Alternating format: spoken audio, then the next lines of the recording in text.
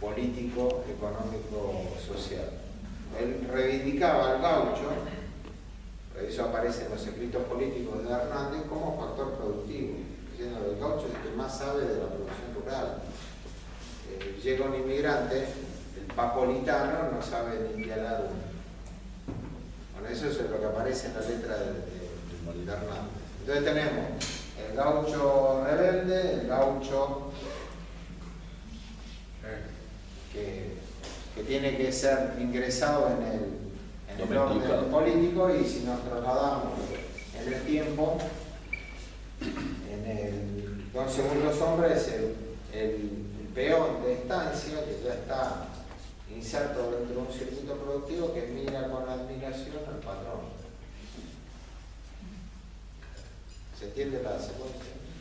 Por eso dijo un crítico, dice, bueno, esa es la vida del gaucho contado desde la visión del patrón. Eso le decían de Guiraldes, ¿no? Que era proletario y de San Antonio de Areco. Pero ya muestra como la realidad de los criollos o del gaucho, que entran dentro del modelo agroexportador en una posición subordinada, pues no son ni los inmigrantes, que están privilegiados por el acceso a la tierra, ni el sector de la élite más conectado con el exterior.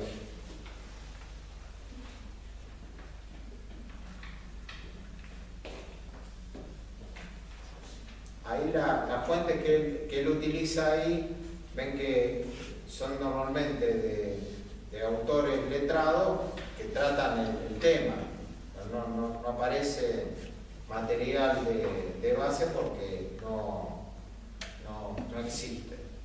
A la vez, él recorre lo que es la literatura que refiere a estos temas, con Eduardo Gutiérrez y otros autores que son de la élite, que vamos a ver cuando trabajemos lo de la literatura. Hasta acá estamos.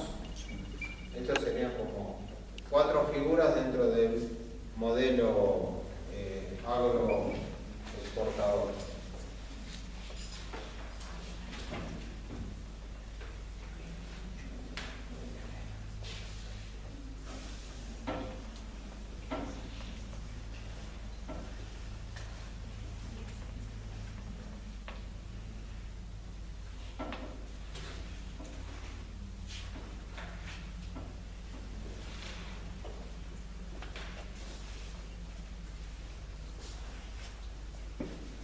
¿Dudas, preguntas, comentarios?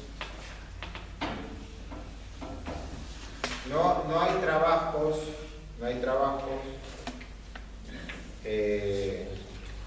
para los periodos siguientes de estas características. Digo nomás algunos que se aproximan para tener lo que sería la literatura. Hay un texto de Sebrelli, José Luis Sebrelli, cuando era Sebrelli, o sea, cuando era joven, intelectual, potente, que se llama Vida cotidiana y alienación. Buenos Aires, Vida cotidiana y alienación. Su texto del año 64 fue un bestseller tremendo, tuvo 14 ediciones en 2 años, y él lo que trabaja es sobre todo Buenos Aires. Entonces habla para el periodo 30-60, o sea, a continuación de lo de Pérez Amustegui, y de vuelta habla de la élite, habla de las clases medias y habla del sector obrero. Y en lo que más se detiene él es en clases medias. Era el fenómeno como predominante de ese momento, y lo que él habla de esas clases medias es sobre su localización y sobre como un doble proceso, que es que quieren imitar a los de arriba y tienen horror a caer con los de abajo. De ahí saca como la estructura psicológica de que esa clase media sería propensa a aceptar soluciones autoritarias con tal de impedir la irrupción de los de abajo. Vida cotidiana de alienación de Sebrelli. Y después, pegadito a ese, está el texto de Jauretche, que es El medio pelo en la sociedad argentina, publicado en el año 66, que también fue bestseller. ¿Alguien lo leyó? Algunas cosas. Es un texto también, una vez que terminen el diplomado, que lo pueden tomar pues, de lectura muy entretenida, coloquial, pero tiene cita y tiene soporte. Él trabaja sobre esta hipótesis. Si miran en la casa de sus padres, seguro lo van a encontrar en algún estante, porque tuvo muchísima difusión. Incluso en librerías de viejo hay reediciones, pero hay ediciones anteriores que se pueden conseguir, y no sé si no está también en la red. Pero Jauretche escribe el texto acá, ¿no? En este periodo. Entonces trabaja sobre una hipótesis que es el fracaso de la burguesía argentina. Fracaso de la burguesía argentina. Lo que nosotros llamamos estos grupos de poder económico. Él dice, el primer fracaso es el del modelo agroexportador, porque la élite terrateniente a la que describe, hace un análisis sobre la oligarquía, y en lugar de invertir la renta diferencial en la industrialización, prefirió despilfarrar en construcciones y en viajes, y no competir con el capital extranjero, sino asociarse a él. Entonces ese es el primer fracaso para él. Segundo fracaso, cuando surgen las clases medias con el radicalismo, él dice, los sectores que podían ser la clase dirigente de origen de clase media se encauzaron dentro del radicalismo, pero comenzaron a imitar la pauta oligárquica y a imitar la localización geográfica, a imitar sus costumbres, a través de los matrimonios querer llegar a casarse, a casar a los hijos con parte de la élite. Entonces no tomaron una conciencia de clase ni se propusieron dirigir el proceso, sino tomaron como una pauta imitativa, dice él. Segundo fracaso. Tercer fracaso, dice él. Con el peronismo, en el proceso de industrialización, ya se constituye esa burguesía industrial que está aliada al movimiento obrero y apoyada desde el Estado, y que se dedica a la industria, y Jauretche dice que por la existencia de los sindicatos, por las paritarias, porque Perón quizás simpatizaba más con el sector obrero y trabajador, que era su apoyo, que con ellos mismos, empezaron a hacer una serie de críticas o comentarismo que finalmente termina debilitándolos a ellos como clase cuando se restaure la élite terrateniente. ¿Cuáles eran los comentarios? De que las pretensiones del movimiento obrero eran desmedidas, de que los negros no iban a trabajar, de que había un ausentismo como no había en otros lugares. O sea, los mismos que habían sido beneficiados por el proceso, no es que tuvieran una existencia previa. La protección del Estado después de la Segunda Guerra Mundial es el que les da las condiciones de posibilidad para establecer la industria. Y después, como el Estado tercia en la negociación obrero-patronal y trata de conseguir niveles de mayor participación del sector trabajo en la distribución de la renta, esto para este sector resulta excesivo. Acá me estoy refiriendo a la CGE, a la Confederación General Económica, no me estoy refiriendo ni a la sociedad rural, ni... Esa es una asociación de empresarios vinculados al mercado interno que el peronismo ayuda a organizar, aunque no les pide filiación política peronista. Porque el presidente de la CGE, que es Helvar, en ese momento, es un catamarqueño que hacía venta ambulante, después llega a una situación mejor económica, y es el que organiza a todos los bolicheros, tenderos, lo que hoy llamaríamos pymes, en una asociación, en una confederación general económica que tiene la representación, que tiene el reconocimiento del Estado, y que hoy se sabe, Helvar era como el jefe económico de todo el aparato empresarial que tenía el Partido Comunista Argentino, y que no es de ese momento, sino en el periodo 30-70, el Partido Comunista se financiaba a través de empresas que se gestionaban de modo capitalista y del que sacaban renta para tener su estructura militante, la Federación Juvenil, los cuadros del partido rentado y las publicaciones. Esto no estoy haciendo crítica, estoy diciendo cómo funcionaba esto. Después de la caída del muro de Berlín, un autor, Gilbert, sacó 2 libros, no sé si alguno lo vieron, El oro de Moscú y La Fede, en la que cuenta todo esto. Y María Sebane, cuando hizo la biografía de Helvar, también llegó a conclusiones parecidas. Digo esto por lo de la adscripción política al peronismo. El peronismo constituye la CGE, pero Helvar venía de otro palo. Ahí actuaba como presidente de la asociación empresaria. Mismo su vicepresidente, que después va a tener una importante actuación, es Duhovne,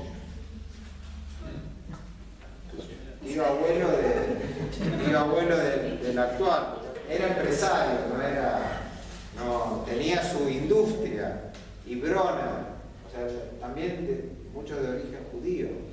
Ya también hay imágenes de que el peronismo está reñido pero eran argentinos dedicados a la industria, constituidos en esa confederación como una clase diferenciada de lo que era la vieja oligarquía. Pero ya en el proceso peronista empiezan a hacer esa crítica. Entonces Jauretche lo que dice en el texto es: por la incomodidad que le causaba un gobierno popular, terminaron cayendo en la garra oligárquica.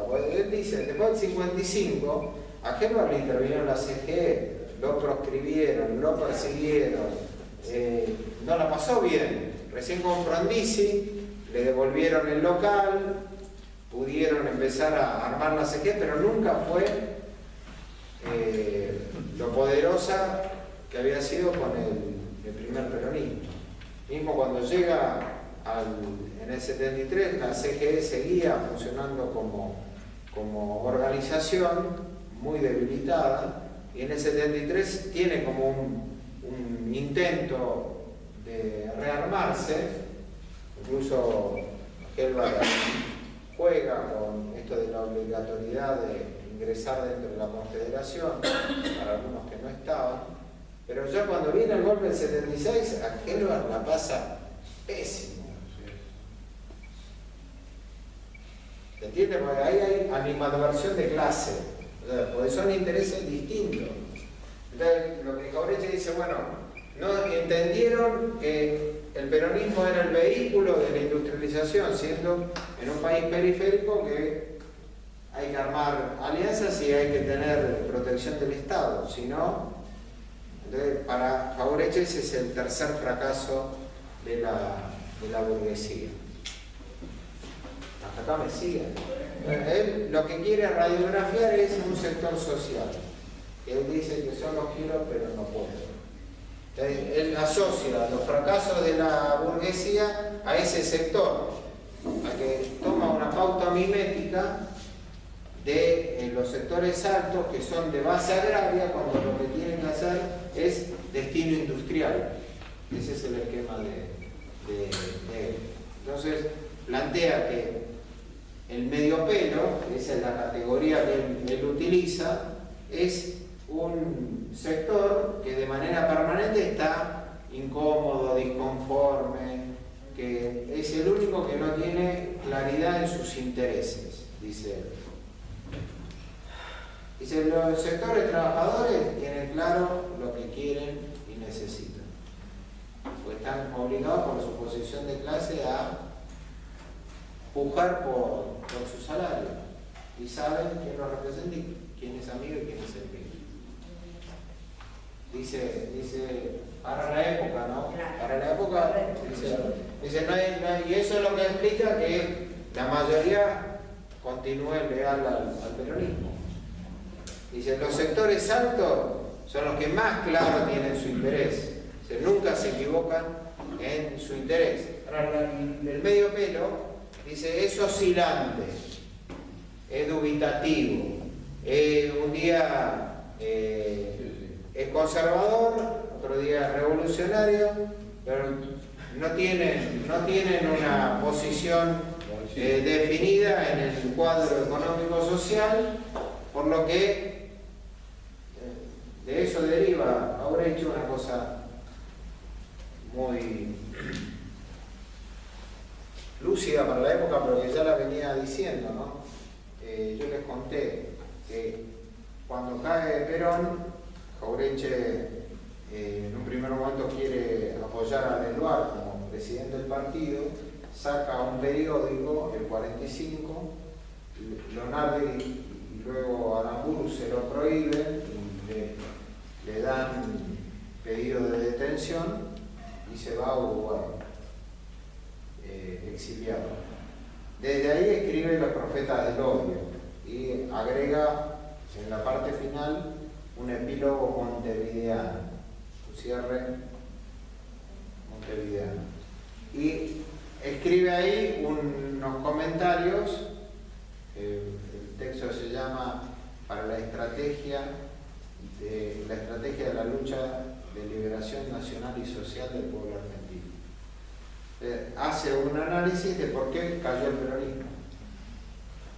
Y dentro de las cosas que plantea, es tremendo, para mí lo que con mayor dureza y mayor criticidad se dijo del segundo gobierno de Perón está ahí. O sea, ni los opositores dijeron las cosas que están planteadas ahí, pero no desde el lugar de la demolición, de bueno, está caído y vengo y digo, sino de decir, bueno, ¿en qué falló la estrategia política de Perón en el segundo gobierno? Él dice, exceso de propaganda, confundir doctrina nacional con doctrina partidaria, atribuye un rol muy importante a la muerte de Eva Perón, diciendo eso lo perdió a Perón, aunque Jauretche no era elitista, había tenido él mismo problemas con Evita, no lo quería.